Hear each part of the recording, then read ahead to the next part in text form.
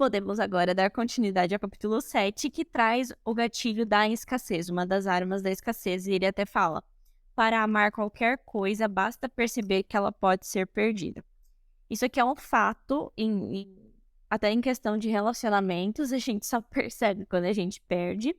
Entretanto, isso é muito utilizado para vendas. Quando a gente pensa que algo é escasso, parece que o valor daquilo aumenta e as pessoas ganham mais interesse por aquele produto, por aquele serviço, quando tem essa ideia de escassez ou de exclusividade, algo do tipo. Sim. Basicamente, é a lei da oferta e procura, onde você tem muita oferta e pouca gente procurando, o valor tende a diminuir. Uhum. Porém, se tem pouca oferta e muita gente procurando, o valor tende a aumentar. É o que acontece, por exemplo, com joias preciosas. Você tem muita gente querendo, ou não precisa nem falar de joia preciosa. Um Rolex, por exemplo, um relógio Patek Philippe, esse relógio de grife assim, eh, tem muita gente querendo comprar, mas eles não produzem tanto assim. Então o valor de mercado dele, claro, também que envolve o marketing que eles criam, mas o valor de mercado dele sobe bastante. Uhum. Exato. E aí que ele até fala, depois do depoimento de um dos leitores, é que ele traz assim: vale a pena perguntar o que torna a ideia de perda tão poderosa na vida humana? Uma teoria importante explica que termos evolutivos a primazia da perda sobre o ganho. Se alguém possui o suficiente para sobreviver, um aumento nos recursos pode até ajudar, mas não faz lá uma diferença. Porém, uma diminuição desses mesmos recursos talvez fosse fatal. Desse modo, uma sensibilidade especial à possibilidade de perda seria favorável à adaptação. Aí, quem traz esse estudo é Hasselton e Nettl, sei lá, em 2006. E é por isso que nós, seres humanos, é uma das explicações porque nós, seres humanos, temos essa tendência natural a dar mais atenção para aquilo relacionado à perda ou aquilo que é escasso do que aquilo que tem em abundância. E ele traz que seria algo relacionado à nossa sobrevivência também. E aí, outra coisa que eu achei bastante interessante, que eu acabei de perder aqui, alguns psicólogos, eles trazem aqui que essa reação de contra a escassez e contra a perda, elas começam a aparecer aos 2 anos nas crianças. Parece que eles se questionaram em que momento o ser humano se torna reativo à escassez. Porque quando a gente é bebê, a gente não entende, a gente não tem essa visão de futuro, de que algo pode acabar ou de que algo é escasso. A gente vive muito ali no eu preciso, eu tenho, e que como os animais, eles não se preocupam não sei se era as formigas ou enfim, vocês entenderam o que eu quis dizer. Quando eles estão com fome, eles vão lá e caçam e tá tudo certo. E aí eles trazem aqui que é o chamado terríveis 2 anos de idade, que é quando a criança ela entende, ela percebe que existe uma limitação da sua liberdade. E por que são chamados de terríveis 2 anos? Porque ela vai testar o tempo inteiro os pais ou os responsáveis para ver até onde vai a liberdade dela. E aí é que ele traz, porque a reatância psicológica deveria emergir aos 2 anos. Talvez a resposta tenha a ver com uma mudança crucial que a maioria das crianças sofre em torno dessa época. E aí começam a se reconhecer como indivíduos. E quem traz isso é Hall em 2003. Já não se veem como meras extensões do seu meio social, e sim como seres identificáveis, singulares e separados. Esse conceito de autonomia em desenvolvimento traz naturalmente consigo o conceito de liberdade. Um ser independente possui opções, e uma criança que acaba de perceber isso vai querer explorar a amplitude dessas opções. Não devemos nos surpreender ou preocupar quando nossos filhos de 2 anos resistem incessantemente à nossa vontade. Eles chegaram a uma recente e empolgante perspectiva de si mesmos. E aí ele termina assim: como veremos adiante, sábios são os pais que fornecem informações altamente coerentes. Por que isso? Então, como a criança acabou de descobrir a liberdade dela e ela acabou de descobrir também que algumas coisas podem ou não faltar, ela começa a ter esse discernimento de futuro e de possibilidade de perdas.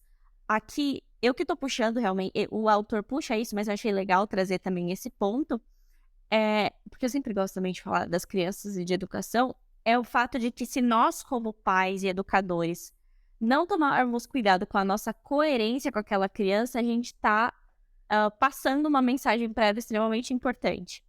Então, se ela tá testando ali até que ponto ela é autônomo ou autônoma, e ela fala, sei lá, e eu falo pra ela: "Se você subir aí em cima, a gente vai ter que conversar depois", e eu não conversar depois com ela, ela entendeu que ali ela é livre, que ela vai subir e que não haverá consequências.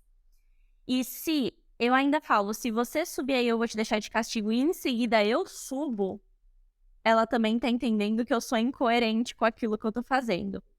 Enfim, só achei legal que ele puxa esse fato e que ele traz que muito provavelmente essa ideia e esse interesse nosso pela limitação, pela escassez começa nessa idade, que é quando a gente está se descobrindo talvez livres e testando até que ponto, e se nós, como responsáveis, não atuarmos nesse momento, essa criança vai ter dificuldades em saber o que de fato é limite e o que de fato é escassez, porque talvez para ela nunca vai existir a tal escassez, que ela vai acreditar que tudo é dela o tempo todo. Sim, eu já vi, na verdade, alguns pais fazendo isso com os filhos. Essa pseudo-escassez, né? Onde, na verdade, é uma proibição, né? E Sim. aí o pai fala, ó, não coloca o dedo na tomada. E a criança vai lá e vai colocar o dedo. Tem alguns pais que falam uma vez só. Eu já vi isso acontecer na vida real. O pai falou uma vez só.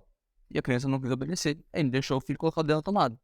Pra ele entender como é que funcionava a coisa. Mas o fato é, essas limitações, na visão do autor, se tornam uma escassez porque é algo que não é atingível de forma fácil, Sim. né?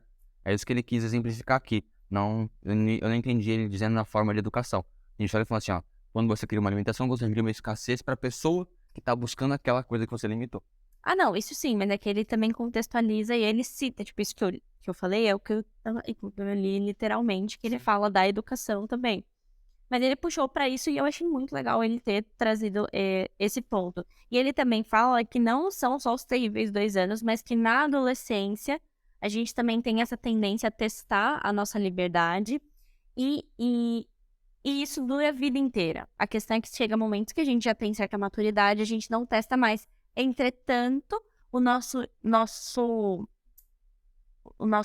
instinto de querer coisas escassas ainda se mantém, talvez por aquela justificativa que aqueles outros estudiosos trouxeram, que tem a ver também com a sobrevivência, né? Se aquilo tem em abundância, não vai nos matar, mas se aquilo é escasso, pode nos matar, por isso que a gente tem esse interesse maior.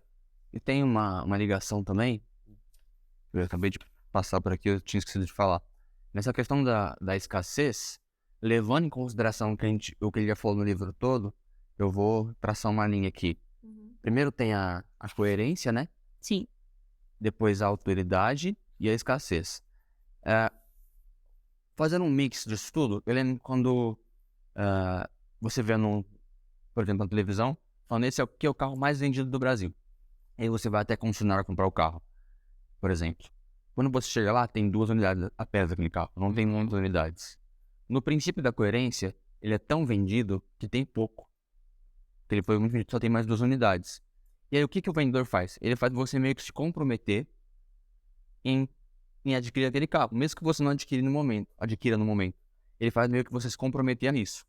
Quando você faz isso, você tem que manter o princípio da coerência na sua cabeça, né? Se você caiu no gatilho dele, você tem que manter esse princípio da coerência para comprar o carro. E levar em consideração a escassez, com certeza as concessionárias têm mais carros do que aqueles. Mas eles não vão apresentar ou levar para lá mais de 2, porque ele realmente quer transparecer que não existe muitas unidades Sim. a compra. Outro exemplo também é esse pessoal que vende curso online, que vende, olha, as vagas são limitadas, só vou vender 10 vagas, ou só vou vender 100 inscrições, 100 vagas. Só que a plataforma é online. A plataforma aceita quantas pessoas ele quiser comprar. Ele que inventa uma limitação mentirosa ali para as pessoas acharem que existe uma escassez e preciso comprar agora. E daqui 3 meses ele lança o mesmo curso de novo. Então não existe uma escassez de fato, né? É só uma jogada de marketing das pessoas. Então tem que tomar cuidado o que é realmente uma escassez e o que é jogada de marketing. Sim, exato. E aí ele traz aqui que isso que a gente está falando até agora, essa reação que a gente tem quando é o escasso, eles chamam, os pesquisadores, eles trazem como reatância psicológica. E aí ele traz que quando algo se torna menos disponível, nossa liberdade é cerceada. Isso significa eu não sou mais livre para querer aquilo sempre que eu quiser.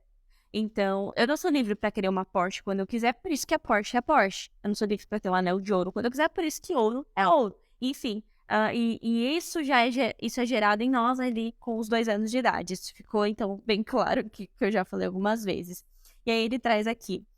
Então, nossa liberdade de possuí-lo fica limitada e experimentamos uma relação a isso com um desejo crescente. Raramente reconhecemos, porém, que a reatância fez com que desejássemos esse item. Tudo o que sabemos é que nós queremos.